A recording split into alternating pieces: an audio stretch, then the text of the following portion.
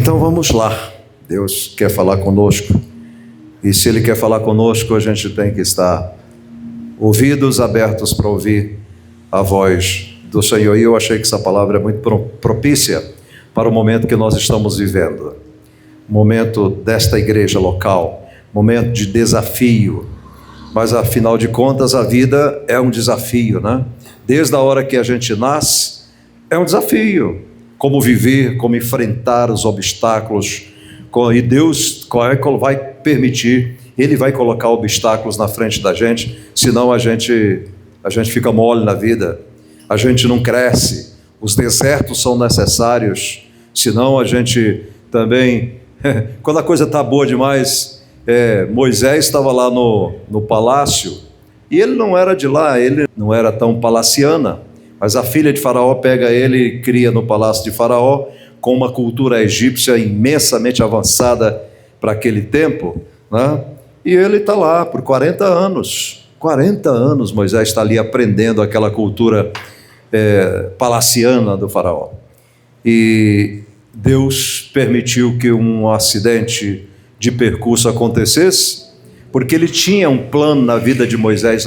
Irmãos, Deus vê as coisas não como a gente vê, Ele sabe o que vai acontecer. Você está andando de avião, e eu observo muito isso, a gente está no avião e eu fico olhando, né? E aí você vê o rio na nascente dele, e aí você vê o rio todinho onde ele vai chegar, porque eu estou olhando de cima, porque eu estou olhando das alturas no avião, pela janelinha. Quem está dirigindo um carro vê o rio, mas não sabe onde ele vai chegar, é só se ele seguir o rio durante muito tempo. Então Deus vê de cima, Ele sabe tudo. Então Ele sabia o que ia acontecer na vida de Moisés, o que ele ia precisar de Moisés lá na frente, enfim. E Moisés sai do palácio e ele fica agora 40 anos no deserto, desertão, fugitivo do Faraó. Tem hora que a gente fala: meu Deus, por que está acontecendo comigo? Por que Deus permite que determinadas coisas aconteçam? E ele está lá. Para pensar num cara que ele não tinha habilidade de deserto, ele foi criado no palácio, ele tinha toda a mordomia, vivendo como filho da filha de Faraó, ou seja, neto do cara mais poderoso do Egito. E Deus tira ele para o deserto, e ele aprende agora a enfrentar cobras. Deserto tem cobras terríveis, ciscando na areia quente, e ele vai, enfim, vence esse período do deserto e ele se casa com a filha do Jetro. E 40 anos depois ele está lá em cima da montanha, do Monte Sinai, cuidando das ovelhas do sogro dele, não era nem dele. E aí Deus fala com Moisés, você conhece essa história, para ele voltar lá e libertar o povo, você sabe disso. Então há coisas que... Mas ele tinha que passar pelo deserto, para quê? Para despalaciar, para perder aquela cultura e aprender de Deus. Essa é a verdade. E assim foi também com o povo que Deus tira de lá. Eram escravos, tinha mania de escravo, dormia como escravo, acordava como escravo, a cabeça estava cheia de ideias de escravo, dizia assim: amanhã vamos lá fazer tijolo de novo, amanhã nós vamos apanhar de novo. Deus tira eles, e podendo chegar em 11 dias em Canaã, leva 40 anos, para aprender a andar com Deus. Então, está passando no deserto, vem desafios pela frente, não reclame, Deus sabe o que faz. Mas hoje eu queria falar sobre o seguinte tema: Deus fará o milagre, porque Ele é Deus de milagre, mas Ele fará o milagre a partir do que você tem. Qual é a matéria-prima? A fé e o que você tem, a partir do que você tem. Porque tem gente que acha que Deus vai fazer e não precisa de você fazer nada. Não, então peraí, tem a nossa parte. Tem a nossa parte. A dele Ele não deixa de fazer, mas Ele espera que nós façamos a nossa. E eu coloquei aqui algumas coisas, nós vamos passar por elas em algum tempo. Deus fará o milagre a partir do que você tem. Vamos começar falando, por exemplo, de multiplicação de pães. Havia um problema ali. A multidão estava faminta, e era muita gente, faminta. 5.000 homens, sem contar mulheres, crianças, enfim. Imagina como aquele povo estava faminto. E Jesus falou: esse povo está morrendo de fome, vão desfalecer pelo caminho, vão lá e comprem pão para esse povo. E aí a mentalidade humana é diferente da mentalidade de Deus. A gente não vê saída muitas vezes em situações assim. Logo um dos discípulos fala assim: Senhor, 300 denários de pão, não dá nem para matar a fome desse povo, de jeito nenhum. Havia uma dificuldade, havia um problema, havia uma multidão com fome, havia ali uma situação que precisava ser resolvida. Deus está vendo todas as coisas, e Ele se preocupa, Ele está no controle de todas as coisas. Aí Ele faz a pergunta em Marcos, no capítulo 6, versículo 38, Jesus perguntou, Marcos 6:38, Jesus perguntou, quantos pães vocês têm? Note que a pergunta ele não diz assim, veja aí quantos pães eu tenho. Ele pergunta, quantos pães vocês? Você aí, quantos pães vocês têm? Aí ele dá agora ele dá uma ordem, vamos ver, vai lá. Os discípulos foram ver e disseram, temos 5 pães e 2 peixes, ou 2 peixinhos. Mas alguém diz, mas o que é isso para tanta gente? Vamos apanhar aqui, 5 pães e 2 peixinhos, isso não dá para absolutamente nada. Era pouco para o homem, mas para Deus, Ele precisava só disso. Precisava ser 5 pães e 2 peixinhos? Não, podia ser 1 pão, 1 peixinho, mas tinha que ter alguma coisa. A quantidade podia ser só 1, 5 pães, 2 peixinhos, ou 1 pão e 1 peixinho, mesma coisa. Aí eles pegam aquilo. Agora interessante, um dos evangelistas diz, tem um rapazinho aí, que tem 5 pães e 2 peixinhos, mas era dele. Humanamente alguém diria, não, mas poxa, ou ele diria o seguinte, não, vocês quisessem pão e peixe, tivesse trazido, porque vocês não fizeram como eu, vocês não trouxeram a marmita de vocês, seus folgados, agora vocês querem comer os meus pães e os meus peixes aqui? Não, eu tenho, isso aqui é meu. Entende uma coisa? Quem tem alguma coisa para colocar diante de Deus se destaca.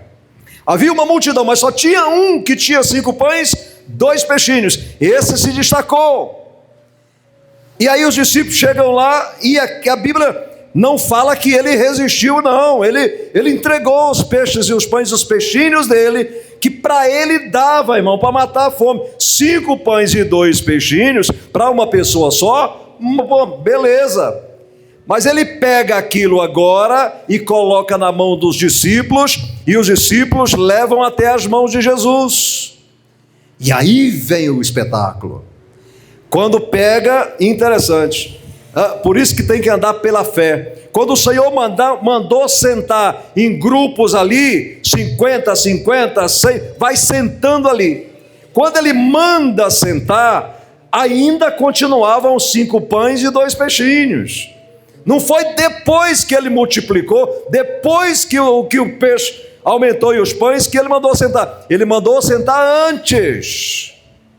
Se o Senhor manda sentar, se o Senhor diz que o milagre vai acontecer, a nossa parte é crer. Fizemos a nossa parte, entregamos os nossos pãezinhos, entregamos nossos peixinhos. Agora senta, porque o show vai começar, o milagre vai começar.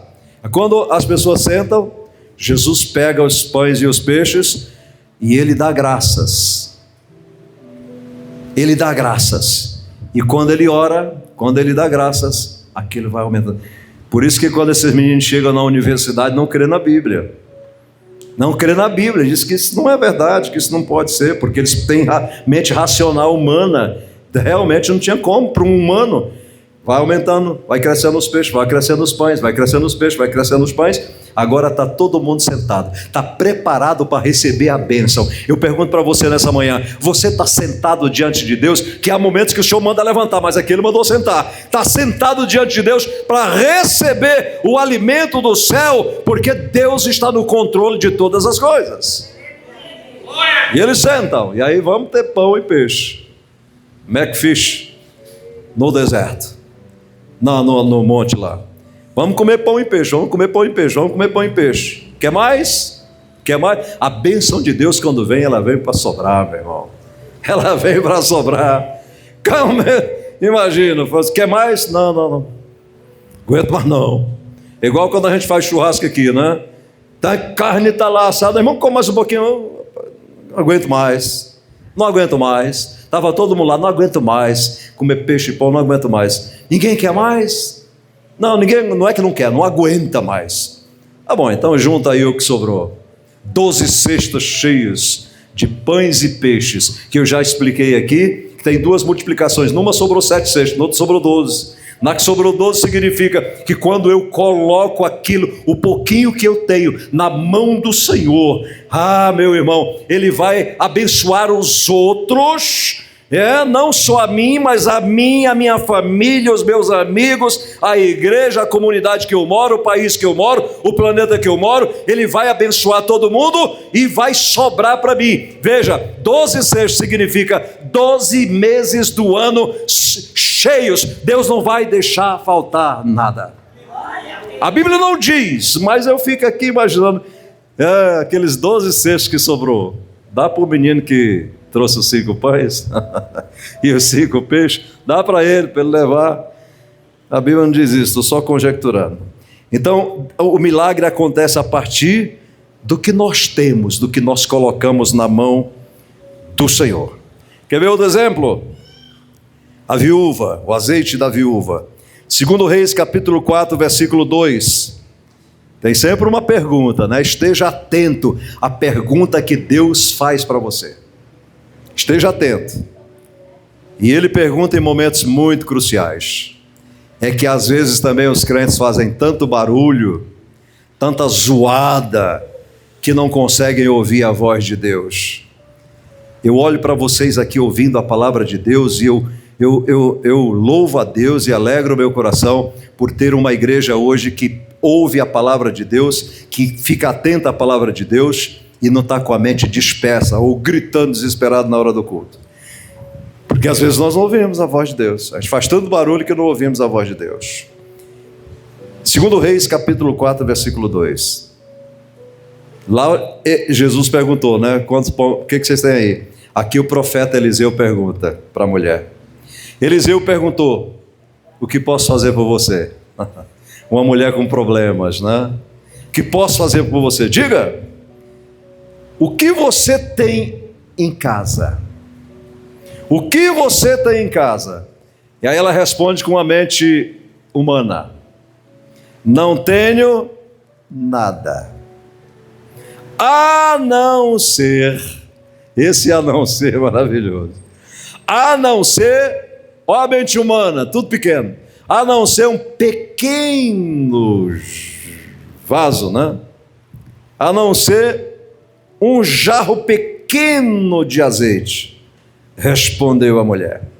Mas ela estava com um problemão, o marido tinha morrido e tinha deixado dívida para pagar. E naquele tempo era a época dos escravos.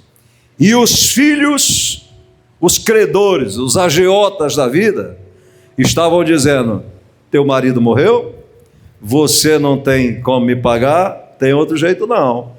Vamos levar teus filhos para trabalhar como escravo até pagar a dívida que o pai deixou. Agora tu imagina o trauma de uma mulher dessa. Perdeu o marido, fica sozinha, trauma absurdo. E agora na iminência de perder os 2 filhos. O que você acha? Ela vai ao profeta. E o profeta pergunta: o que posso fazer por você? Deus pergunta a você nessa manhã: o que posso fazer por você? Se Ele me fizer essa pergunta, o que posso fazer por você? Eu responderia pela palavra. Responderia o que Jó respondeu, por exemplo: eu sei que tudo podes, e nenhum dos teus propósitos ou pensamentos podem ser impedidos. Agindo o Senhor, quem impedirá? O que posso fazer por você? Mas é que na hora do problema, a mente parece que fecha, a gente só vê o problema cresce, Deus diminui. Aí eu volto à visão do avião, olha de cima para baixo, não de baixo para cima.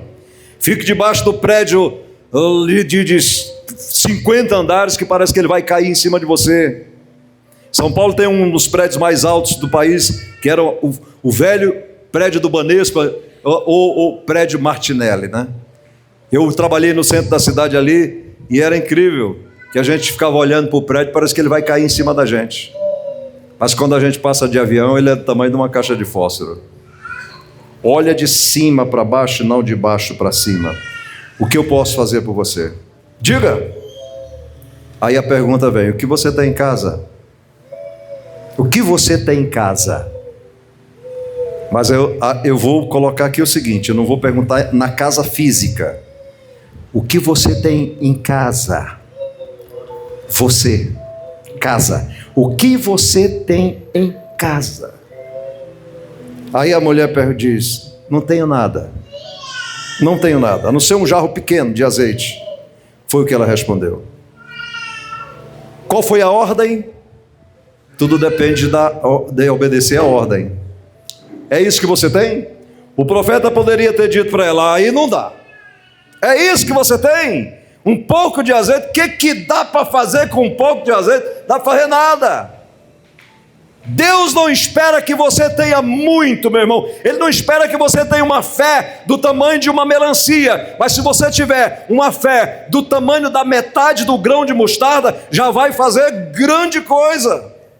Ele não espera muito. Muita gente não faz nada na obra de Deus, ou quase nada, porque está sempre o seguinte: eu não sei fazer nada, eu não sei cantar, eu não sei pregar, eu não sei fazer isso, eu não sei.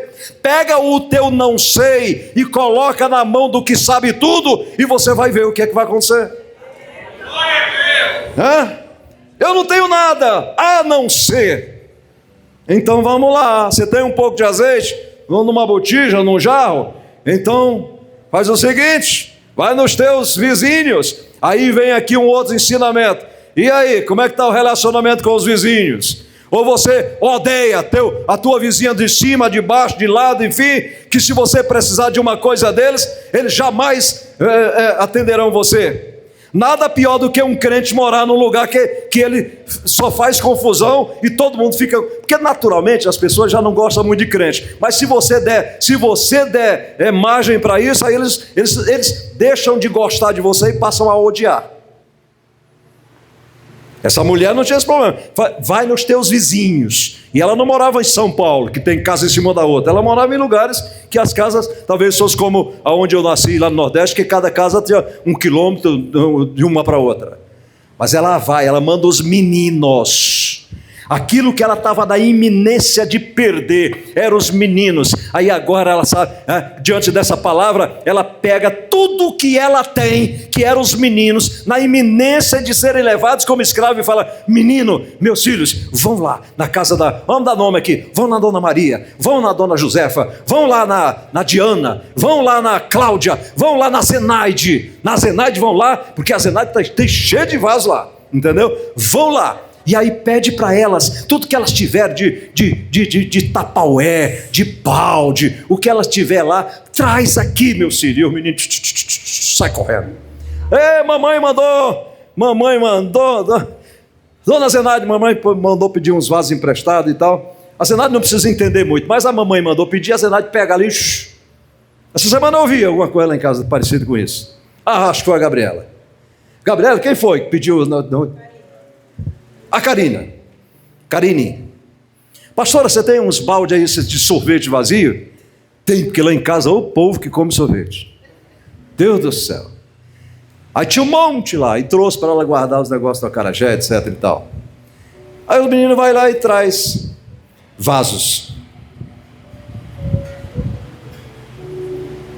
Vamos lá, não vou derramar, senão vai sujar. Mas vamos lá. Trouxe um balde, eita, baldão. Irmãos, ver o milagre acontecer é maravilhoso. Só incrédulo não vê milagres acontecer. Incrédulos não vão ver milagres, porque Deus tira eles da cena do milagre.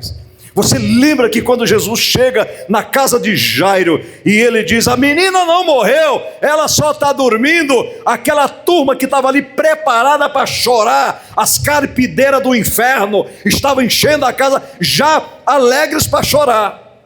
Muitas vezes é assim, está cheio de carpideiras esperando a tua derrota, a carpideira chora para ganhar alguma coisa. Então eles zombam de Jesus: como não está morta? Está mortinha da Silva, coração não bate, mas morreu. Jesus não questiona com o incrédulo. O que ele diz para o incrédulo é o seguinte: como ele disse para Tomé: Tomé, seja crente e não incrédulo. Aí ele pega aquela turma que não acreditava em milagres e põe para fora. Cai fora, vai fora. Eles saem. Quem é que fica lá dentro do quarto onde a menina de 12 anos aproximadamente estava morta? O pai, o Jairo, a mulher do Jairo, Jesus e os discípulos que com ele estavam, só. Aí Jesus, porque a gente fica pensando, como é que o senhor vai fazer o milagre? Meu filho, não perde tempo com isso, não queima neurônio com isso não. Milagre para o senhor é muito fácil. A menina está lá morta, ele chega lá e fala assim: Talita cumi, em hebraico, em aramaico: menina, levante-se. A bichinha abre o olho, e quando ela abre o olho, assim como o cego de Jericó, a primeira coisa que ela viu foi o quê? O rosto de Cristo. Aleluia!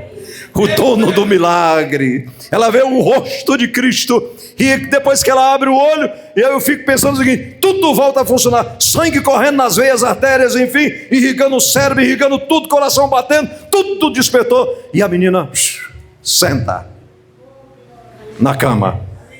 Eu fico imaginando o Jairo. Aí ele deve ter pensado assim: é por isso que o Senhor disse que era para mim não temer, era só para crer. E aí, quando ela senta, aí agora Jesus olha para Jairo e para a mulher do Jairo, como quem dissesse: o que vocês não podiam fazer, eu fiz. Agora tem a parte de vocês. Isso eu não vou fazer. Deem comida para ela. Ou seja, alimente aquilo que Deus ressuscitou, para que não morra de novo. Deus ressuscitou teu casamento, então alimenta. Alimenta. Como é que alimenta o casamento? Elogiando teu marido, dizendo que ele é o teu homem, que ele é o cara. Como é que ressuscita o casamento? Alimenta o casamento que ressuscitou. É você olhando para a tua mulher e falando: você é a mulher mais linda desse mundo. É honrando ela. E por aí vai a empresa, tudo que Deus ressuscitou. Mas é desta forma. A viúva que vai lá, derrama. Aí ela vê o milagre acontecendo. Encheu o menino, mamãe. Encheu o outro, encheu o outro, encheu o outro, encheu o outro, encheu o outro. Encheu tudo. E aí tem gente que diz que o azeite acabou. Não. O azeite parou porque pararam os vasos. Se tivesse mais vasos, continuava enchendo mais. Acabou os vasos? Acabou. Então o azeite parou. E ela vai ao profeta: fiz como disseste. E agora? Ele diz uma coisa tão lógica. Por isso que a gente precisa da orientação do Senhor. Tem gente que fala: não precisa de pastor não precisa de Bíblia não precisa de igreja não. É mesmo, seu abestado. Aí o que ele fala? Sabe o que você faz agora com esse monte de azeite? Você não vai comer tudo isso. Pega, vende, paga a tua dívida, resolve o problema que não está deixando você dormir, paga a tua dívida e vive do resto do que sobrar. Ela vai e vende o azeite. Agora eu imagino: como eu queria comprar. Esse dia nós fomos no supermercado e Jane falou: amor, não vamos levar azeite não, porque azeite... tem uma época aí que o azeite estava ali com cadeado, era um negócio incrível. Deu uma baixada, nós compramos o azeite. Mas imagina hoje, você compraria um frasco de azeite, desse azeite milagroso? Pois é, olha lá, vive do resto. Vamos lá? Quer ver uma outra situação bem parecida? A viúva de Sarepta. Você está vendo como é que são as coisas? São problemas que as pessoas têm. A viúva de Sarepta está lá em 1 Reis, capítulo 17, a partir do versículo 8. Vamos ver aqui. Que é aquela viúva que Deus diz a Elias que vai até a casa dela. Então a palavra do Senhor veio a Elias e diz para ele: vai imediatamente para a cidade de Sarepta, de Sidom, e fique por lá. Olha quem que Deus ordena: ordenei a uma viúva daquele lugar que lhe forneça comida. Aí você fica pensando: meu Deus, como é que Deus faz um negócio desse? Por que ele não ordenou para o fazendeiro da região? O cara que tinha comida. Interessante que ele fala que ordenou a viúva, mas a viúva não estava nem sabendo ainda. Porque quando ele chegou lá, ela falou: não estou sabendo de nada. Eu ordenei a uma viúva. Deus está ordenando a viúvas aqui hoje. Pode ter certeza. Que forneça comida. E ele foi. Olha a obediência. Quando chegou à porta da cidade, encontrou a bendita da viúva. Uma viúva que estava colhendo gravetos. Ele a chamou e perguntou: pode me trazer um pouco d'água numa jarra para eu beber? Enquanto ela ia indo, ela disse: a água ainda dá para arrumar, né? Enquanto ela ia indo buscar água, ele gritou: vamos piorar o negócio. Por favor, traga também um pedaço de pão. Aí chegou agora a hora que ela abriu o verbo. Ela disse: juro pelo nome do Senhor, o teu Deus. Ela respondeu: não tenho nenhum pedaço de pão, só um punhado de farinha num jarro e um pouco de azeite numa botija, e estou colhendo uns gravetos, que nem lenha é, para levar para casa e preparar uma refeição para mim e para o meu filho. Outra tradição diz um bolo para mim e para o meu filho, para que comamos e depois morramos. É desesperador, né? A gente vai comer e depois morrer, porque não tem mais. E Elias, porém, lhe disse: não tenha medo, vá para casa e faça o que disse. Não deixe de fazer não, pode fazer o bolo. Mas primeiro faça um pequeno bolo, olha aí o pequeno de novo, um pequeno bolo, como o que você tem, e traga a mim. E depois faça algo para você e para o seu filho. Parece uma roga. A mulher está com problemas e o cara anda e fala assim: faz primeiro para mim. Faz primeiro para mim, né? Tem que ouvir Deus, irmãos. Pois assim diz o Senhor Deus de Israel. Agora vem a garantia: a farinha na vasilha não acabará, e o azeite na botija não se secará, até o dia que o Senhor fizer chover sobre a terra. Aleluia. Está passando seca aí? Ouve a voz do Senhor. Ela foi, ela não questionou, ela foi e fez conforme Elias lhe dissera. E aconteceu que a comida durou todos os dias para Elias e para a mulher e sua família, pois a farinha na vasilha não se acabou, o azeite da botija não se secou, conforme a palavra que o Senhor havia proferido por meio de Elias. É crer ou não crer, queridos? É crer ou não crer. Nós somos desafiados todos os dias. Gente que não topa desafio, gente que foge de desafio, é gente que não cresce nunca. Não cresce nunca. Não sai da zona de conforto. Não. Quantas vezes você já ouviu pregadores, pastores dizer que quando Deus quer fazer grandes coisas na vida de uma pessoa, primeiro ele tira ele da zona de conforto, como fez com Abraão. Abraão era um fazendeiro e tanto, estava na terra do tio, a família dele ali. Sai, Abraão, da tua terra, do meio da tua parentela, porque a parentela muitas vezes só atrapalha. Esta é a verdade. É aqueles que dizem: você não vai conseguir, a nossa família ninguém nunca fez isso, só atrapalha, né? Sai daí, para de ouvir a voz do teu tio, para de ouvir a voz do teu avô, da tua avó, da tua tia, para de ouvir a voz dessas pessoas e sai daí e ouve a minha voz. O que vale mesmo é a minha voz. Eu vou tirar você daí, porque se você não sair daí, você não cresce. Não cresce. Quantos de vocês poderiam estar num patamar muito melhor e não estão porque deram ouvido a voz de uma tia que não tem fé, de uma avó que não tem fé, de uma mãe, de um pai que não tem fé? Sai daí, Abraão, eu vou dizer o que você vai fazer, eu vou te levar para uma terra que você não sabe ainda, eu vou conduzir os teus passos. Você sabe dessa história. Então é desta forma, para a gente começar a concluir. Quando colocamos algo na mão do Senhor, Ele processa o milagre. Às vezes acontece rápido, às vezes demora, que é no tempo de Deus. Às vezes o milagre é rápido, instantâneo, e às vezes demora, mas ele acontecerá. Eu posso lhe dar aqui pelo menos 2 casos. Davi foi um caso desse. Porque é importante que tenhamos a promessa do Senhor, tenhamos a unção do Senhor sobre nós. E às vezes você quer que seja rápido. Às vezes é, e às vezes demora.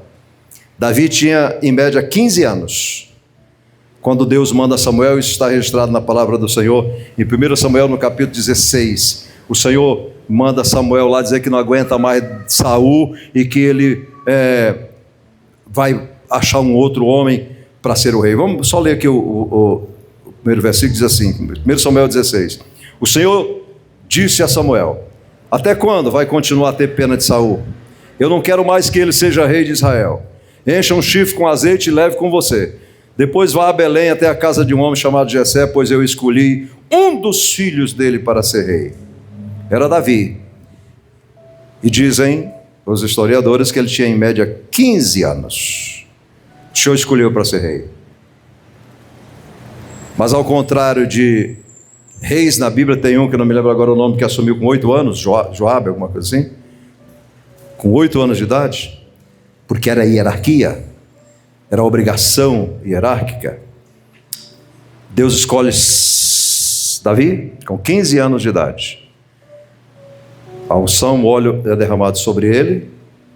Ele era diferente dos demais irmãos, você sabe disso. Enquanto estava todo mundo dentro de casa, bonito e folgado, ele estava lá cuidando de ovelhas, enfrentando ursos, enfrentando lobos, enfrentando leões. Ele estava lá. Mas sabe quando foi que o reinado veio sobre a vida de Davi? Está em 2 Samuel, no capítulo 5, versículo 3 e 4. Assim todos os líderes de Israel foram se encontrar com Davi em Hebrom. Davi fez um acordo sagrado com eles e eles ungiram o rei. Olha o versículo 4. Ele tinha 30 anos de idade quando se tornou rei e reinou 40 anos. Davi teve que esperar 15 anos para a promessa se cumprir. Você quer ver outro que aconteceu? Foi Abraão e Sara. Abraão tinha 75 anos quando Deus prometeu a ele que ia dar um filho. E ele achando que não era possível. Enfim, às vezes a nossa falta de fé também pode retardar o negócio. Pode retardar. Que não estou dizendo que seja o caso de Abraão. Deus sabe de todas as coisas. Deus promete um filho a Abraão e ele diz: não é possível, eu já tenho 75 anos, minha mulher é estéril, ela está com 65 anos, até que não estava velha, né, para aquele tempo, né? Mas ela já passou a idade das mulheres ter filho, enfim, e não dá não, Senhor, não dá não. Deus tira ele de lá, o Abraão que foi tirado do meio da parentela, agora leva ele para fora e fala assim: conta as estrelas do céu, se você puder contar, essa é a quantidade de descendentes que eu vou dar a você. 25 anos depois, Abraão com 99 anos, Deus cumpre a promessa. Sara, que riu e achou que não era possível, tinha 65, agora tinha 90 anos. E chega Isaac para cumprir a promessa que Deus fez a eles. Entendeu, meus amados irmãos? Então, para a gente concluir, o final feliz é que lá na primeiro caso dos pães, todos comeram, como está em Marcos no capítulo 6, versículo 42, todos comeram e ficaram satisfeitos. Segunda Reis, é aquilo que eu falei da mulher, ela foi e contou ao profeta Eliseu, aí ele disse: vende o azeite, pague todas as suas dívidas, ainda vai sobrar dinheiro para você e seus filhos viverem em paz. Então vamos colocar o que nós temos na mão do Senhor. Talvez essa palavra que Deus nos traz nessa manhã, nós estamos vivendo isso aqui. Depois de 23 anos, pagando aluguel nesse prédio. 23 anos. Contra todos os prognósticos que eu ouvi no começo, quando a gente veio para cá. Porque os sambalates latiram até cansar a língua. Quando a gente saiu do salãozinho 1022, há 22 anos atrás, que a gente faz 25 anos esse ano, que custava R$525 de aluguel, e nós viemos para cá que era 1.700. Naquele tempo não tinha WhatsApp, naquele tempo não tinha esse fuxiqueiro aí chamado WhatsApp ainda, mas tinha Orkut. Orkut. E o negócio rolava feio. E o Orkut tinha um negócio que era esquisito. Era bom e era ruim. A gente sabia quem entrava na nossa página, que aparecia lá, né? Igual hoje, quando uma dica que eu te dou, nos stories, né, que fica 24 horas, A gente sabe quem clica lá, aparece os nominhos. Quando eu coloco lá, eu vejo o nome de vocês, quem entrou. Então, cuidado no que você clica. E aí dizia que a gente não ia ficar aqui 3 meses. Como? Que ia pagar 3. E esses que diziam, sabiam como estava a minha situação financeira. Porque as 24 parcelas da venda da fábrica de massas que eu tinha, as últimas eu gastei pagando aluguel e gastando com crente. Com crente. A minha Elbinha que eu diga. Quantos carros eu acabei carregando crente? Tada da Eva. Tinha 15 crianças só na mala atrás. Carro de pastor é um problema. Hoje eu tomo cuidado, irmão, porque tem que zelar. O carro é para 5 pessoas. Mas se for magrinho, a gente põe 5,5. E dizia, não vai ficar. E os anos passam. Teve gente que passou por aqui e foi embora e disse, quero ver agora como é que vai ser esse meu dízimo. Como diz na minha terra, que abestado, né? Aí Deus vai fazendo milagres durante esses anos todos. Alguns foram muito clássicos, patentes aos nossos olhos. Deus traz um irmão que hoje já dorme com Cristo. Ele era um empresário, numa crise que essa igreja estava passando financeira. Meu Deus do céu, que dureza. Foi aquilo que eu dizia, né? Que hoje eu não digo mais, é o poder da palavra. Que eu ficava falando aqui. Eu queria saber como é que um pai de família consegue viver com um salário mínimo. Aí Deus me fez saber como que é. Viver com menos de um salário mínimo. Aí hoje eu falo assim, eu já sei, não quero mais saber. Não. Então, aí o irmão empresário veio para cá, do nada, ficou aqui acho que 4 meses. O dízimo daquele homem cobria todas as despesas da igreja. Incrível, né, gente? E ele parece que estava acumulando um dízimo, uma coisa assim, isso aqui ele veio para cá. Quando começou a melhorar, ele foi embora. Aí eu entendi o trabalhar de... Isso foi mais de uma vez, irmãos. Mais de uma vez. Aí, há 11 anos atrás, quando a coisa apertou muito, de novo, a coisa apertou, e eu passei um ano vindo, eu e ela de Diadema para cá, milagre todo dia, porque nós tínhamos 2 carros, às vezes ela vinha na frente, eu tinha que vir depois, ou eu vinha os 2 carros, e eu passei um ano sem ganhar R$1. É tanto que eu reativei o jornal que eu tinha parado, e eu me lembro como fosse hoje. Aí eu fui no que era o Gazeta da Zona Sul, eu reativei de novo. Aí eu fui num cliente, porque o jornal era gratuito, mas tinha os patrocinadores para me colocar o anúncio lá para eles. E eu fechei um anúncio de R$60. E eu saí de lá dizendo, meu Deus, estou cheio da grana. Já passei num sacolão, já eu estava assim, rico. R$60. Milagres. E assim foi, irmãos. E Deus, aí Deus, estou deitado ainda, Deus me dá a Pure Life, que fez 11 anos agora, no dia 15. Fez 11 anos. Aí, para a glória de Deus, eu não precisei mais de dinheiro da igreja, né, porque o pastor tem direito, mas eu não precisei mais e a igreja não tinha. E de 11 anos para cá, eu, minha mulher, minha família, somos 100% voluntários. E nós não estamos aqui por dinheiro, nós estamos aqui por você, nós estamos aqui pela obra do Senhor. Estamos aqui por isso, irmãos. Por isso eu tenho moral para dizer que quem está na igreja por dinheiro está no lugar errado. Dinheiro a gente ganha lá fora trabalhando, aqui a gente ganha vidas. Vidas são mais importantes. Então é isso. Mas aí agora chegou o desafio da compra do prédio. Eu não estou pedindo nada, impondo nada para vocês, mas orem. De repente você fala, pastor, nossa família também vai assumir uma parcela dessa, esses R$6.000. Coloca na mão do Senhor. Deus ainda me lembra aqui o seguinte, você pode ter um jegue, que aquele homem tinha um jeguinho, um jumentinho, que ninguém nunca tinha montado nele, e naquele tempo ter um jumentinho, era ter pelo menos hoje um Corsa, novinho que você comprou é o jumentinho. E aí o Senhor falou assim: vão lá e digam para o dono daquele jumentinho que o mestre precisa dele. O homem está lá, é só o jumentinho dele, preparando para ele montar. Mas quando ouve dizer que o mestre precisava do jumentinho, sabe o que ele fez? Desatou o jumentinho e falou: pode levar, pode levar. Foi o jumento mais famoso da face da terra.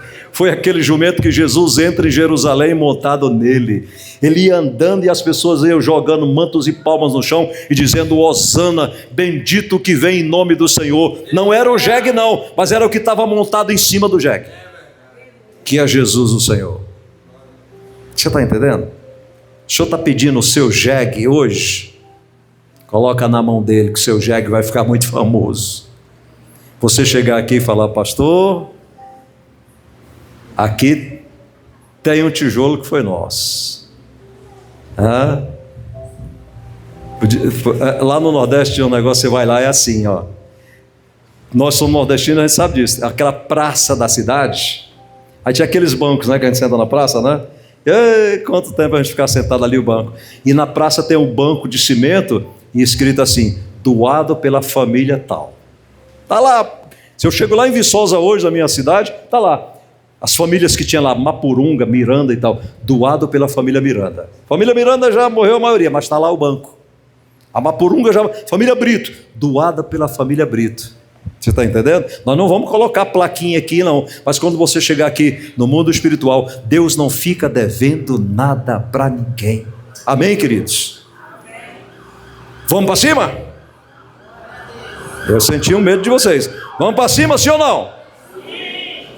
Mas Deus nos dará a vitória no nome do Senhor Jesus. Eu hoje sou como essa mulher do azeite.